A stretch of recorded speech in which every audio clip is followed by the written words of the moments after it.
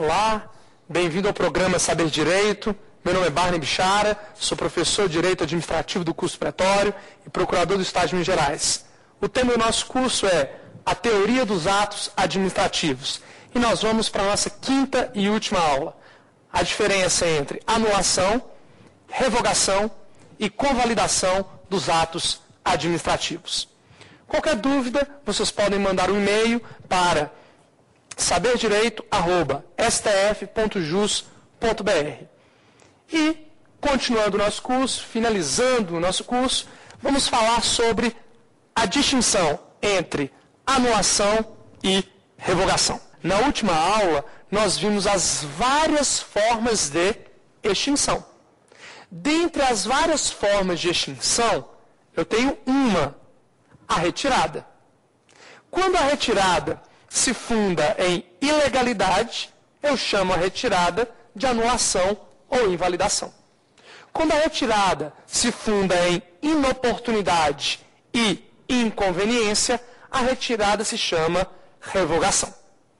E serão esses dois pontos, serão esses dois conceitos que nós temos que precisar na aula de hoje.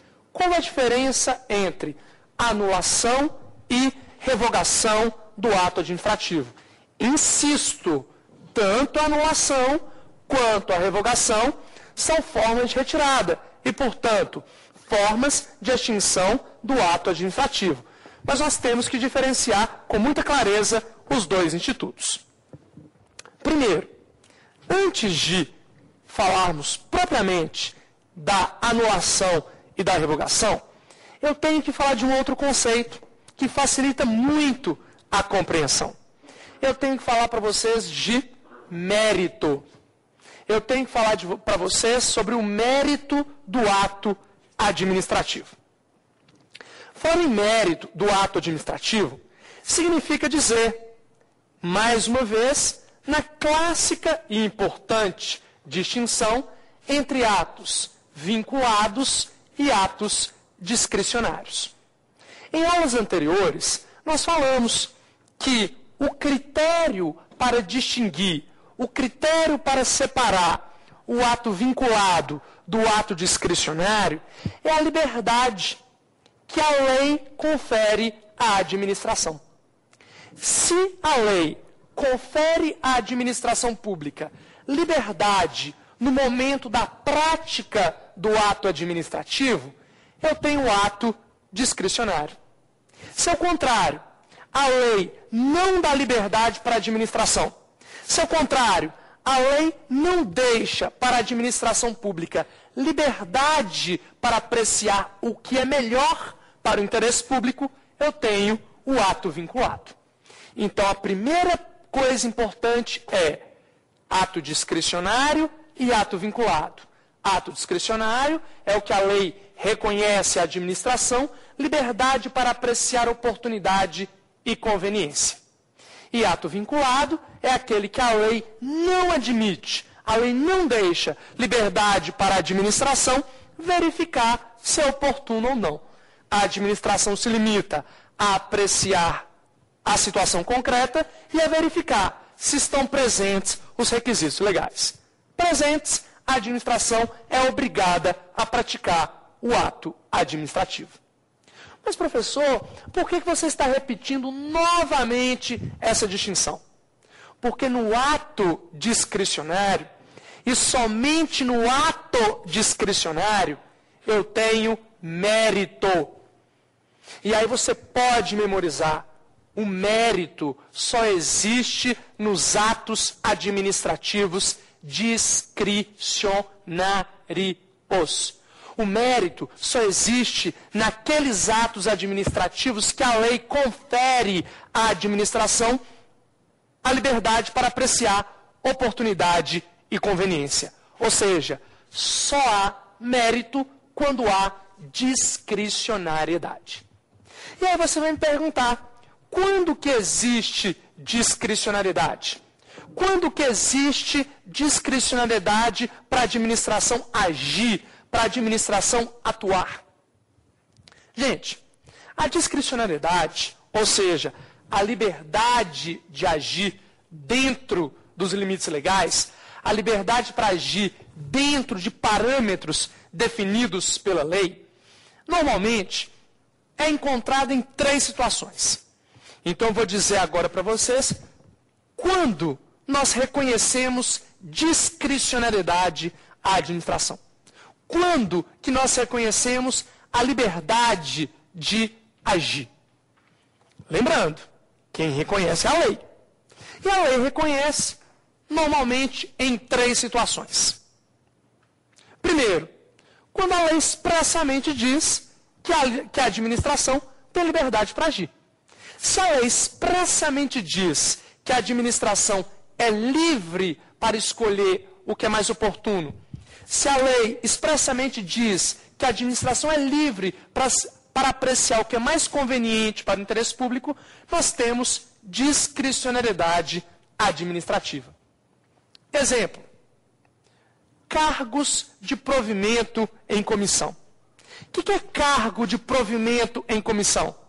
Cargo de provimento em comissão é o cargo de livre nomeação e livre exoneração. É o famoso cargo do parente, que pode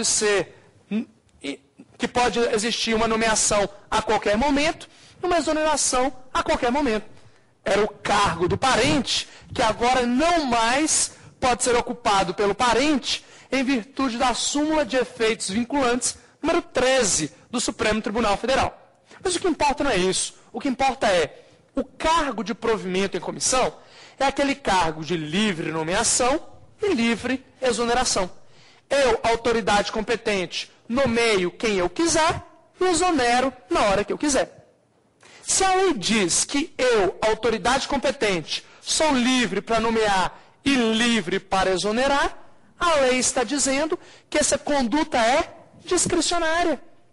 Que eu tenho liberdade para apreciar o melhor momento para nomear e o melhor momento para exonerar. Então, é a primeira hipótese na qual eu reconheço discricionariedade, quando ela expressamente estabelece. A segunda situação na qual eu reconheço a discricionariedade é quando a lei não é capaz de prever, a lei não é capaz de imaginar todas as situações concretas enfrentadas pela administração. Se o legislador não pode imaginar cada situação concreta que a administração enfrentará, significa que cabe à administração pública apreciar oportunidade, apreciar conveniência e praticar o ato. Exemplo, professor, um exemplo desse segundo caso, o artigo 25 da Lei 8666 de 93.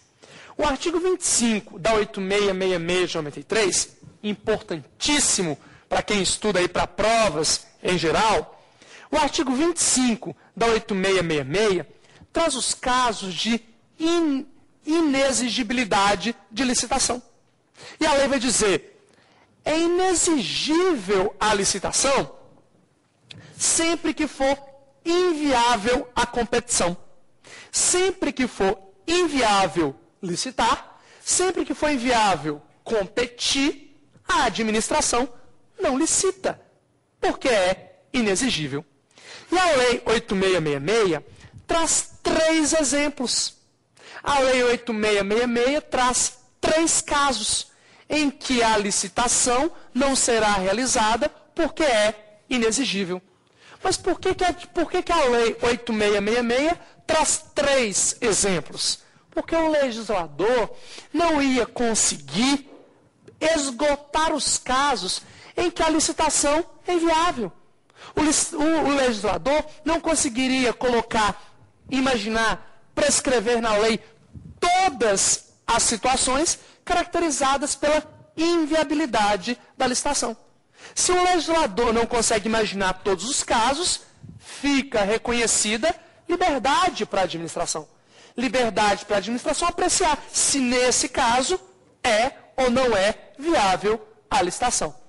Então é a segunda situação na qual há discricionalidade. Por quê? Porque a lei não consegue imaginar todos os casos enfrentados pela administração. A terceira hipótese de inexigibilidade, ou melhor, a terceira hipótese de discricionariedade, muito importante, é quando a lei atribui uma competência, mas não diz como exercê-la. A lei diz que a administração é competente, mas não diz como essa competência será exercida. Se a lei diz que a administração é competente, mas não diz o modo de exercer essa competência, haverá discricionariedade na escolha desses meios. Haverá discricionariedade na escolha para definir quais serão os meios de realizar essa competência. Então é importante você visualizar que no ato discricionário, a lei reconhece liberdade à administração. Quando? Quando a lei expressamente prevê. Quando? Quando a lei não consegue imaginar todas as situações concretas que a administração vai enfrentar. Quando? Quando a lei fixa uma competência, mas não diz como exercê-la. No ato discricionário, ou seja, nos atos que a administração pratica diante dessas situações, no ato discricionário, eu tenho um mérito. O que é o mérito? É a oportunidade, é a conveniência de aferir o interesse público. Mérito é a oportunidade e a conveniência nessas três situações de definir o que é melhor para a administração. E mérito só existe nos atos discricionários. É um ponto que nós não podemos esquecer. Dito o que é mérito, dito quando existe discricionariedade, nós podemos então entrar no tema específico da aula. Nós podemos diferenciar a anulação da revogação. Qual a diferença entre os dois? A primeira diferença entre anular e revogar é o fundamento jurídico que nós já mencionamos. Qual o fundamento jurídico da anulação? O fundamento jurídico da anulação ou invalidação é a ilegalidade.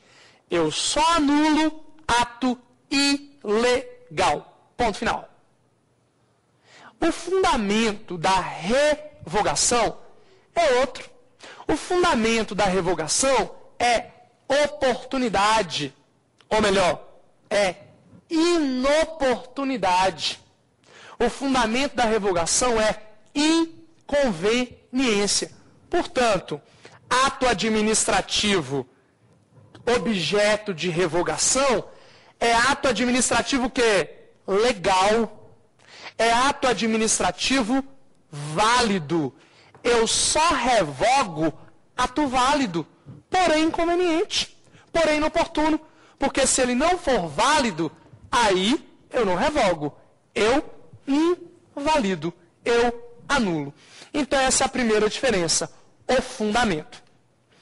A segunda diferença é a competência. Quem tem competência para anular o ato administrativo?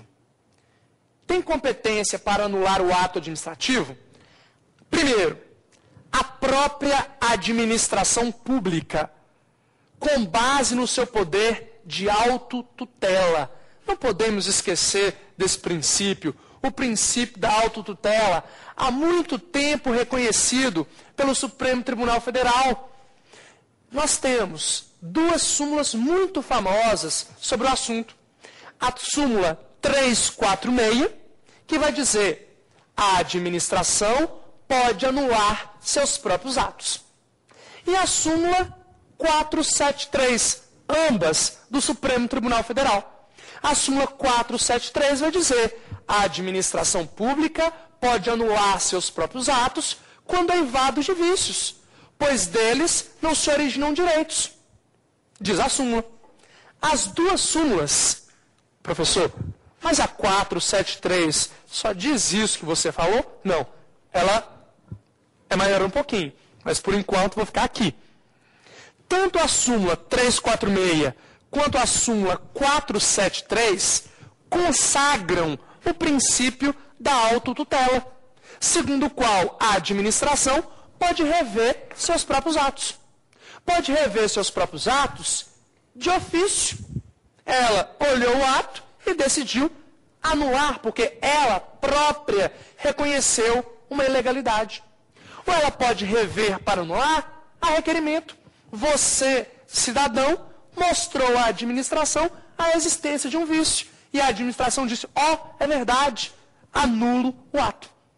Então, o poder de autotutela, o princípio da autotutela, reconhecido o princípio, ou o poder, reconhecido pela súmula 346 e 473, permite à administração pública rever seus próprios atos. A pedido ou a requerimento, e ao rever seus próprios atos, a administração pode anulá-lo, invalidá-lo, destruí-lo. Segundo, quem também pode anular o ato administrativo? Também pode anular o ato administrativo o Poder Judiciário. E aí nós já falamos várias vezes. No Brasil vigora o sistema inglês, ou o sistema da unidade de jurisdição. Pelo sistema inglês, ou unidade de jurisdição, não se excluirá da apreciação do Poder Judiciário lesão ou ameaça de lesão a direito. Ou seja, o Poder Judiciário pode apreciar qualquer ato administrativo. Unilateral, bilateral, geral, individual, vinculado, discricionário, qualquer ato administrativo pode ser apreciado pelo Poder Judiciário no que toca à sua legalidade. É como se fosse a Roma antiga e o Judiciário representasse os imperadores de Roma. O imperador, estão lembrados daqueles filmes? O imperador só faz assim para poupar a vida de quem está lutando na arena. Ou faz assim para dizer, não vale a pena, pode matar. O Judiciário só faz isso. O Judiciário diz, o ato é legal ou o ato é ilegal. Acabou. O ato é legal porque é praticado conforme o direito, ou o ato é ilegal porque é praticado em desconformidade com o direito. Se é ilegal, anula. Acabou. O Judiciário é o guardião da legalidade, é o guardião do direito, e se resume a dizer válido ou inválido. Já que o Judiciário é o guardião da legalidade, é o guardião do direito, e no Brasil vigora o sistema inglês, unidade de jurisdição, o Poder Judiciário pode apreciar o ato administrativo e, reconhecendo sua ilegalidade, pode determinar a sua anulação. Tudo bem? Agora vamos para a revogação. Quem é que pode revogar o ato administrativo? Só pode revogar o ato administrativo a própria administração pública. Só. Ponto final. A revogação de um ato é exclusiva da administração pública. Por quê? Nós falamos. No ato discricionário, nós temos mérito. No ato discricionário, nós temos oportunidade, nós temos conveniência. E só pode apreciar a oportunidade e só pode apreciar a conveniência do ato a própria administração que praticou o ato. Se o ato é legal, mas inconveniente, se o ato é legal, mas inoportuno, o judiciário, no exercício da função jurisdicional, não pode apreciar a conveniência e a oportunidade. Acabei de dizer, o judiciário é o guardião da lei. Ele diz legal ou ilegal. Mas o ato objeto da revogação, ele é sempre legal. Não é oportuno. Ele é sempre legal, mas não é conveniente. Mas oportunidade e conveniência é mérito. Oportunidade e conveniência é mérito. Só existe nos atos discricionários e é reservado apenas à administração pública. Então, só pode revogar o ato legal a própria administração. E aí vem uma questão perigosa. Aí vem a famosa pegadinha. Pode o Poder Judiciário revogar um ato administrativo? Pode o Poder Judiciário determinar a revogação de um ato administrativo? Pode. Pode. Em qual situação? Nós vimos nas aulas iniciais, especificamente na primeira aula, que a função administrativa ela foi atribuída principalmente ao Poder Executivo. Que a função administrativa ela foi atribuída tipicamente ao Poder Executivo. Mas nós temos nos outros poderes, no Judiciário e no Poder Legislativo, o exercício de atividade administrativa. Atipicamente, nós temos. Se existe atividade administrativa no âmbito dos 3 poderes do Estado, de forma típica ou de forma atípica, se existe atividade administrativa no âmbito dos 3 poderes do Estado, quer dizer que existe ato administrativo no âmbito dos 3 poderes do Estado. Se existe ato administrativo no âmbito dos 3 poderes do Estado, quer dizer que há atos discricionários e atos vinculados no âmbito dos 3 poderes. Então, para resumir, pode o Poder Judiciário revogar um ato administrativo? Pode, quando o Poder Judiciário atipicamente pratica um ato administrativo. E aí ele, Poder Judiciário, revoga um ato que ele tenha praticado. Imagine o Poder Judiciário realizando um procedimento licitatório e no curso da licitação a administração julgue inoportuna a contratação. A administração julgue inconveniente continuar o procedimento. A administração, então, ou melhor, o Poder Judiciário, que está conduzindo a licitação, o Poder Judiciário diz, revogo a licitação. Mas aí você tem que pensar, cuidado. No exercício de sua função típica, julgar, o Judiciário jamais revoga ato administrativo. No exercício de atividade administrativa que o Judiciário atipicamente vem exercer, o Judiciário pode revogar um ato que ele, Poder Judiciário, tenha praticado no exercício da função administrativa. Exemplo, a administração judiciária, o Poder Judiciário, concede férias a um servidor, depois o Judiciário revoga as férias do servidor. O tribunal diz, servidor, suas férias estão marcadas para março. Quando chega em fevereiro, o tribunal diz, você não vai tirar mais férias em março, não, porque tem muito serviço. Vamos revogar as suas férias e marcá-las para setembro. Então eu tenho nessa situação o Poder Judiciário revogando um ato administrativo seu, porque ele está exercendo atipicamente função administrativa. Cuidado com esse raciocínio, porque ele é perigoso. Quem é que pode anular o ato administrativo? A própria administração e o Poder Judiciário. Quem é que pode revogar? Só a administração. Quem é a administração? Quem estiver exercendo a função administrativa, qualquer que seja os poderes. Tudo bem? Terceira distinção.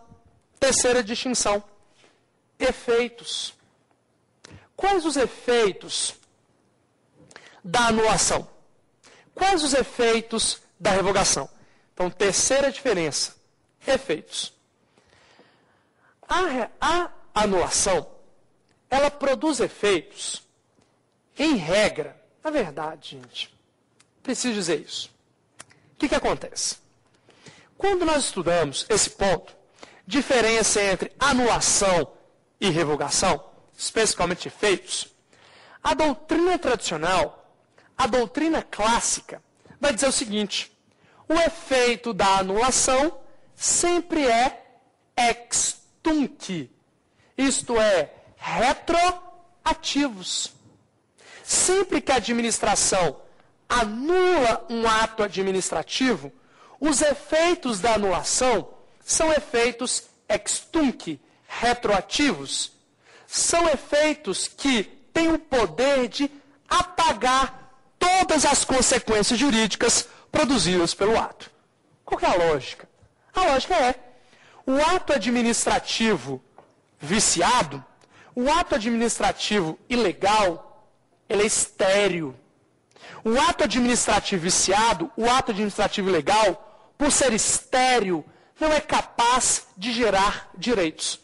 Então, se eu pratiquei um ato administrativo no mês passado, ele presume-se válido, ele presume-se legítimo. E como válido e legítimo, ele produz todos os seus efeitos como se válido fosse. Hoje, a administração anula esse ato. Hoje a administração fala, oh meu Deus, pratiquei esse ato ilegalmente, eu vou anular. Se eu declaro que ele é inválido hoje, é porque eu estou dizendo, ele é estéril, ele não é capaz de gerar direitos.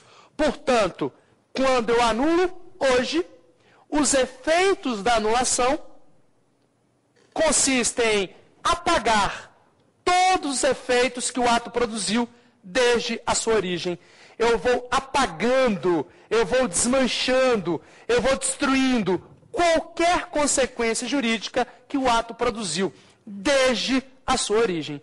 Por isso que eu digo que a anulação produz efeitos ex tunc, ou retroativos. Apagará a anulação todos os efeitos que o ato tenha produzido. Por quê? Porque não é capaz de gerar direitos.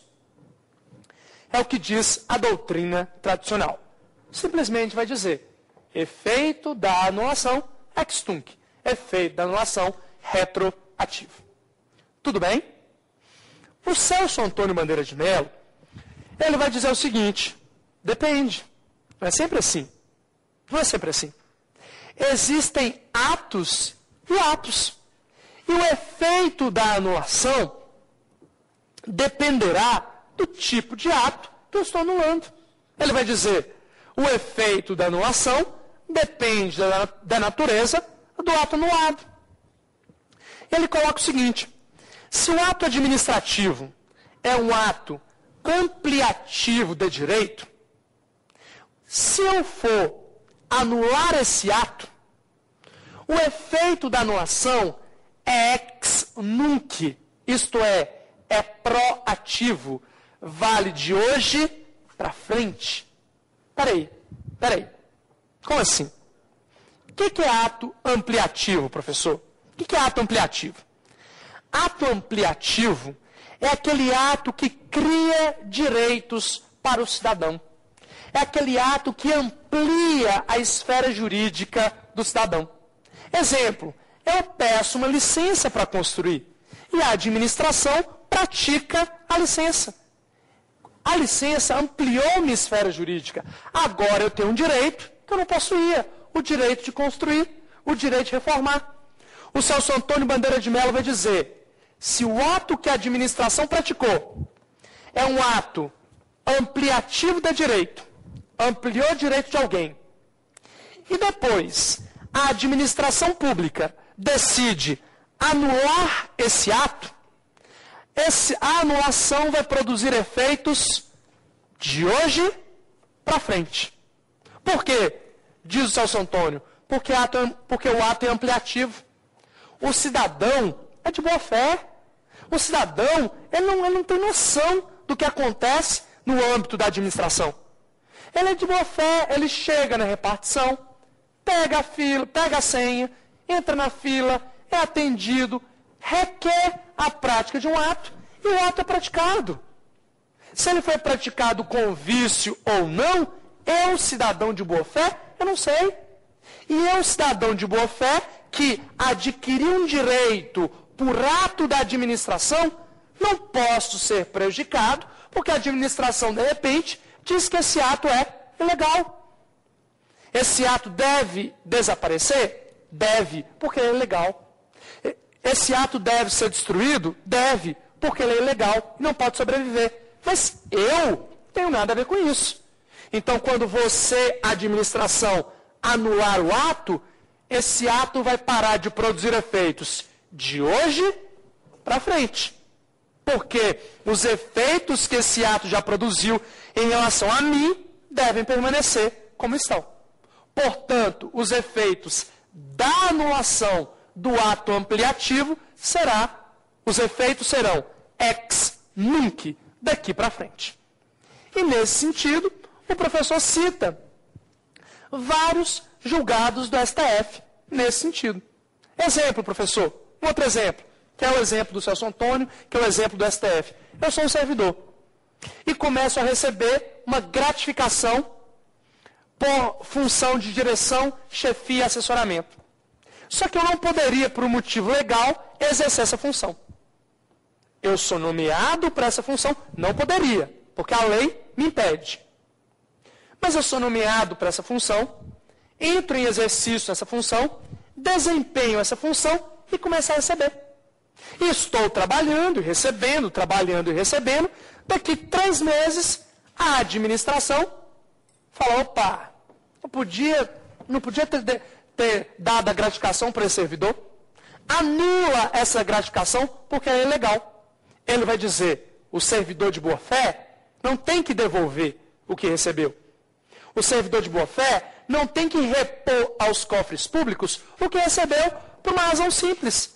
O ato é ampliativo, deram para ele uma gratificação. Segundo, ele é de boa-fé. Terceiro, ele trabalhou. Tem que anular o ato que concedeu a gratificação? Tem, mas o efeito vai ser de hoje para frente. De hoje para frente, ele para de receber a gratificação e desempenhar a atribuição. Ponto final. Mas tudo o que passou continua como está. É o que ele vai dizer. Se o ato, diferentemente, for restritivo de direito, tudo bem, gente?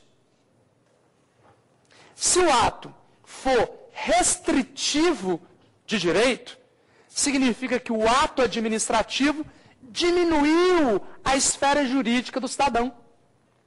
Restringiu direitos do administrado. Exemplo, um tombamento. Eu tenho um bem e a administração tomba o meu bem, porque ele se reveste de características relacionadas a fatos memoráveis da história brasileira. E a administração tomba o meu imóvel, tomba o meu bem. Ótimo. Depois se descobre que o tombamento foi ilegal. Depois se descobre que o tombamento não poderia ter acontecido da forma como ocorreu. Houve um vício. Aí o Celso Antônio vai dizer, se o ato administrativo, objeto da anulação, for um ato restritivo de direito, que prejudicou, restringiu o cidadão, aí sim, aí o efeito da anulação vai ser o quê? Ex tunc, vai ser retroativo, porque o cidadão não pode ser prejudicado por um erro, por uma ilegalidade da administração. Então a conclusão do Celso Antônio Bandeira de Mello é, o efeito da anulação depende do ato anulado. O efeito da anulação depende do ato anulado. Significa, se o ato é restritivo, ex tunc, retroativo. Se o efeito é ampliativo, é ex nunc, proativo. Tudo bem? Mas esse é o posicionamento do Celso Antônio Bandeira de Mello. Porque a maioria vai dizer, a ilegalidade, anulo. E se eu anulo, diz a maioria, o efeito é sempre ex tunc.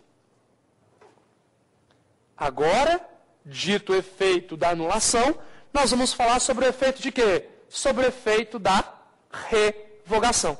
E aí é uma palavra. Aí, na verdade, 2 ou 3 no máximo. Na revogação. Qual o efeito da revogação? Quando a administração pública revoga um ato administrativo, quais os efeitos desta revogação?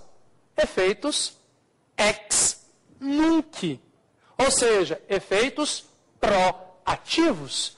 Qual a lógica, gente? A lógica é, eu só revogo ato legal, que é inconveniente. Eu só revogo ato legal, que é inoportuno. Se o ato é legal, ele produziu todos os seus efeitos validamente. Portanto, esses efeitos devem permanecer. Se hoje ele se tornou inconveniente, se hoje ele se tornou inoportuno, A partir de hoje, eu revogo e a partir de hoje ele para de produzir seus efeitos. Mas tudo que ele produziu continua a existir. Daqui para frente, não. Quarta diferença.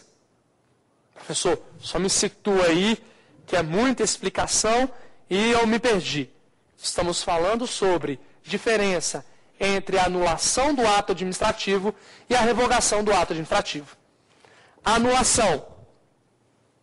Primeira diferença, fundamento. Segunda diferença, competência para anular e revogar. Terceira diferença, efeito da anulação e revogação. Agora, a quarta diferença, limite. Quais os limites ao poder de anular o ato administrativo? Quais os limites ao poder de anular o ato administrativo? Primeiro, há um limite temporal importantíssimo. Se você faz concurso, decore esse artigo. Artigo 54 da Lei 9784 de 99. O artigo 54 da Lei do Processo Administrativo Federal, o artigo 54 da Lei 9784 de 99 vai dizer: a administração pública tem o prazo de 5 anos para anular o ato administrativo. A administração tem um prazo de 5 anos para anular o ato administrativo. Passados 5 anos, ela não mais pode anular. Então, há um limite temporal. Passado o período de 5 anos, não pode a administração mais tocar no ato e anular esse ato. Não pode. Pontos perigosos. Interessa se o vício é no sujeito? Interessa se o vício é na forma? Interessa se o vício é no objeto ou na finalidade? Interessa se o vício é sanável ou insanável? Não interessa. Aqui eu não quero saber que tipo de vício. Aqui eu quero saber, passaram 5 anos? Passaram. A administração não pode anular o ato administrativo. Ainda devo ressaltar, a lei, quando fala 5 anos, a lei impõe requisitos. A lei diz, primeiro, o destinatário do ato sempre deve ter boa-fé. Sempre deve existir má-fé. Porque se existir má-fé, a administração vai ter a vida inteira para anular o ato. Então, primeiro, o destinatário do ato deve estar de boa-fé. Segundo, o ato tem que ser um ato ampliativo de direitos. O ato tem que ser um ato que criou direitos para o cidadão. Então, se eu, administração pública, pratiquei um ato administrativo que criou direito para você, eu, administração pública, pratiquei um ato administrativo e você é de boa fé, e passaram 5 anos e eu não fiz nada, e passaram 5 anos eu fiquei inerte, não interessa a natureza do vício. A administração não poderá, administrativamente, a administração não poderá, com base na autotutela, anular o ato administrativo. Então, a primeira limitação é o tempo. Artigo 54 da Lei 9784 de 99. Mas a Lei 9784 traz requisitos: ato ampliativo e boa-fé.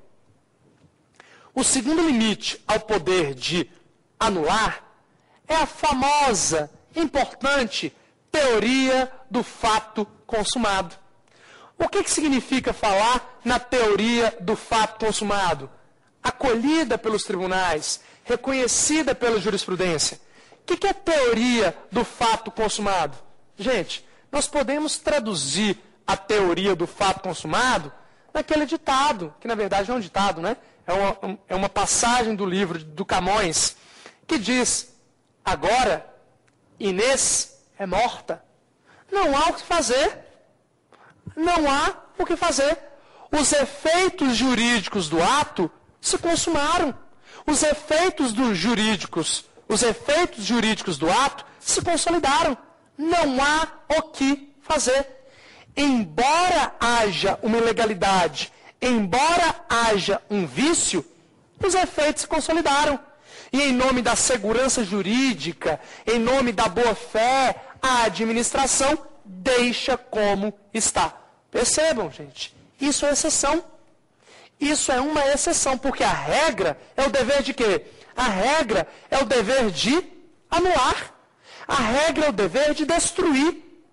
Mas se os efeitos já se consolidaram, se para preservar a segurança, a estabilidade, a boa-fé, a administração reconhecer que deve ficar como está, ficará como está. Os efeitos se consolidaram. O fato se consumou. É a teoria do fato consumado. Claro isso aqui? Agora vamos falar sobre limitações ao poder de quê?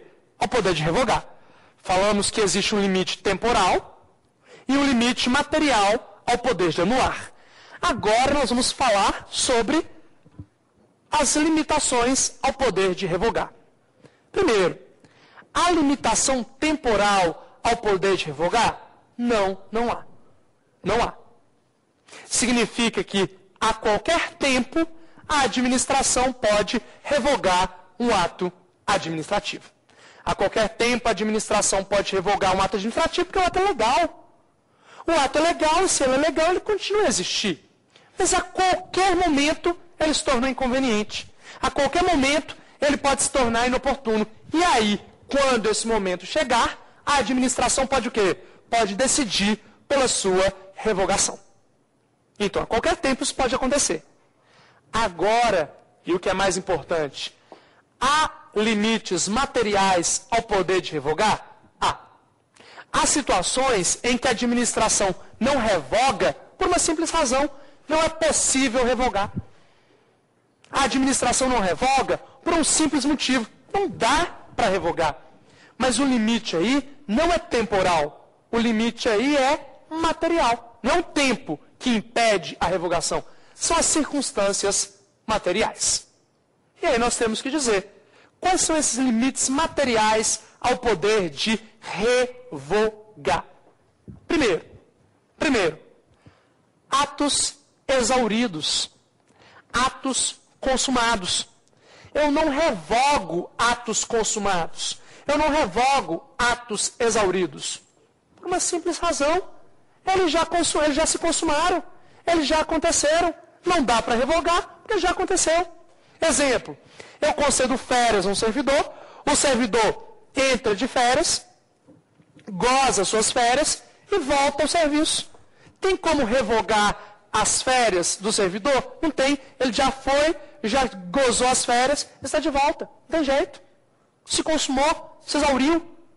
Ou então a administração determina a demolição de um edifício e depois a administração determina a revogação desse ato.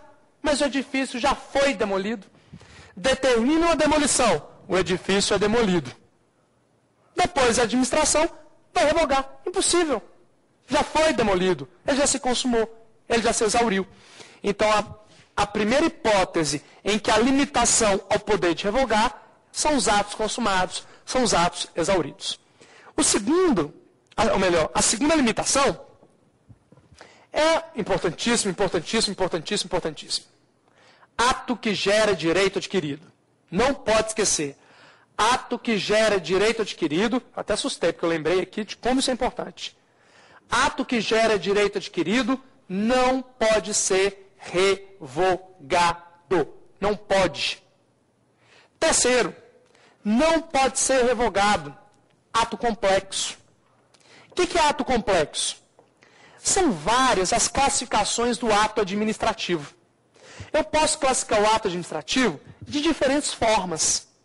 Uma das classificações é sobre a vontade como fator formador do ato. Se eu tenho um órgão, e esse órgão emite uma vontade, e essa vontade é suficiente para o ato se completar, o ato é simples. Se eu tenho dois ou mais órgãos que manifestam vontades homogêneas, e essas vontades homogêneas juntas formam um ato, isso é um ato complexo. É um ato formado por duas vontades. Ato complexo não pode ser revogado. Claro isso aqui? Terceiro, não pode ser revogado atos de controle. O que é um ato de controle? É um ato que exerce controle sobre outro ato. Se a administração exercer o controle e diz é legal ou ilegal, tem como voltar atrás. Quarto, e é o mais importante para a gente encerrar esse ponto. Quarto, ato que integra procedimento. Professor, ainda tem mais um, tão importante quanto esse. Ato que integra procedimento também não pode ser revogado. Outro exemplo de ato que não pode ser revogado, ato vinculado. E aí você coloca um asterisco se você estiver copiando. Você coloca um asterisco porque ato vinculado não pode ser revogado. Por quê? Porque ato vinculado não tem mérito. Ato vinculado não tem mérito. E revogar é mérito. Revogar é oportunidade. Revogar é conveniência. Alguma pergunta? Querem colocar alguma coisa? Professor, meu nome é Rayane, eu sou da faculdade Unip e eu queria saber o que é coisa julgada administrativa. Colega pergunta, o que é coisa julgada administrativa? Conceito importantíssimo. Coisa julgada administrativa, primeiro, é diferente da coisa julgada judicial. A coisa julgada administrativa não tem o mesmo sentido da coisa julgada judicial. Coisa julgada administrativa é a qualidade de imutabilidade de uma decisão administrativa no âmbito da administração. É a qualidade e imutabilidade de uma decisão pela própria administração. Percebam, esse ato pode ser mudado? Pode. Mas no âmbito administrativo, não. Esse ato pode ser mudado? Pode, judicialmente. Mas administrativamente, não. Se ele não pode ser mudado administrativamente, essa qualidade de imutabilidade é que eu chamo de quê? De coisa julgada administrativa. E a pergunta foi muito oportuna, porque entra exatamente no que estamos dizendo. Todas essas situações que a administração não pode revogar, a doutrina costuma enquadrar como sendo o quê? Hipóteses de coisa julgada administrativa. A doutrina vai dizer, se o ato é legal, o ato não pode ser anulado. Se a administração não pode revogar, o ato é irretratável. E, portanto, ele não pode ser mudado. Se ele não pode ser mudado administrativamente, ele é o quê? Ele é a chamada coisa julgada administrativa. Importante lembrar que o Celso Antônio Bandeira de Mello tem uma opinião mais restrita sobre o assunto. Ele vai dizer, para mim, coisa julgada administrativa é mais restrito. É só a decisão proferida em processo administrativo contencioso. A decisão proferida em processo administrativo contencioso, essa sim, é coisa julgada administrativa e não cabe modificação no âmbito administrativo. Mas é uma opinião mais restrita do Celso Antônio Bandeira de Mello. Claro isso aqui? Apenas mais uma coisinha para encerrarmos o nosso assunto, é a convalidação. Diferenciada a anulação da revogação, nós temos que falar rapidamente sobre convalidação. O que é convalidar? Convalidar é corrigir. Convalidar é a correção. A convalidação é um ato pelo qual a administração corrige um outro ato que possui um vício que sanável, que nós já estudamos. Se a administração está diante de um ato inválido, e esse ato inválido pode ser corrigido, a administração pública vai corrigi-lo. E esse ato nós chamamos de quê? De convalidação. Qual o efeito da convalidação? Efeito ex tunc. Se eu convalido o ato hoje, o efeito da convalidação retroage à data na qual o ato foi praticado. Tudo bem? Para a maioria da doutrina, a convalidação é um dever. para a maioria da doutrina, a administração tem o dever de convalidar, como regra. Contudo, a Lei do Processo Administrativo Federal, a 9784, no artigo 55, coloca a convalidação como faculdade. Tudo bem? Encerramos aqui o nosso tema com um breve resumo. Vamos resumir essa aula. O que é que nós falamos? Primeiro, o que é mérito? Mérito é a oportunidade e a conveniência. Só existe nos atos discricionários. Segundo, diferença entre anulação e revogação. Lembrando que a anulação tem como fundamento a ilegalidade e a revogação tem como fundamento a oportunidade de conveniência. Falamos que a competência para anular é da própria administração ou do Poder Judiciário e a competência para revogar só da própria administração. Falamos sobre os efeitos. O efeito da anulação, para a maioria da doutrina, é ex tunc, efeitos retroativos. O Celso Antônio Bandeira de Mello vai dizer, depende. O efeito da revogação é ex nunc, porque o ato é legal. Depois falamos sobre as limitações ao poder de anular. Vimos que a primeira limitação é o tempo, 5 anos, artigo 54 da Lei 9784, e segundo, a teoria do fato consumado, a consolidação dos efeitos jurídicos. Vimos que o limite para revogar é apenas limite de natureza material, porque não há tempo. Vimos, finalizando agora mesmo, a convalidação, dizendo que a convalidação é o ato pelo qual a administração corrige ato que possui vício sanável. Ô professor, só me repete, qual vício, em regra, possibilita a correção? Vício de forma e vício de sujeito. Se a administração pública estiver diante de um vício de forma ou um vício de sujeito, em regra, ela poderá o quê? Ela poderá corrigir esse ato. Lembrando só o seguinte, a doutrina diz, não há regra. A administração vai ter o dever de convalidar. A Lei 9784 vai dizer, a administração convalida se quiser. Tudo bem? Dessa forma, a gente encerra o nosso curso. Obrigado a todos os espectadores. Qualquer dúvida, qualquer sugestão, vocês podem mandar um e-mail para o nosso programa, saberdireito@stf.jus.br. E se alguém quiser rever a aula, pode fazer o download no site www.tvjustiça.jus.br. Até a próxima e obrigado.